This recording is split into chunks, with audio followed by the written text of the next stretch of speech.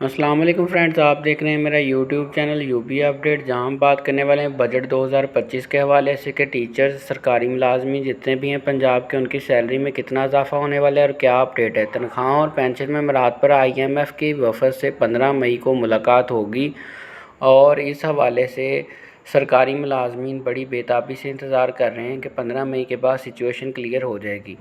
तो तनख्वाहों में 10% तक इजाफा, 2 एडहॉक अलाउंसेस जम की तजवीज़। बजट में सरकारी मुलाजमिन की बुनियादी तनख्वाहों के स्केल के असर-ए-नौ तामीर की तजवीज़ भी ज़ेरे गौर है। 2022 में नए स्केल तश्कील दिए गए कवायद के मुताबिक 3 साल बाद तयन किया जाना चाहिए दोस्तों। तो इसके बाद बजट 2 जून को पेश होगा। तमाम एडहॉक अलाउंसेस जम करके स्केल 1 से 16 तक 25% और स्केल 17 से 22 तक 20% एडहॉक अलाउंसेस देने की तजवीज़ भी ज़ेरे गौर है।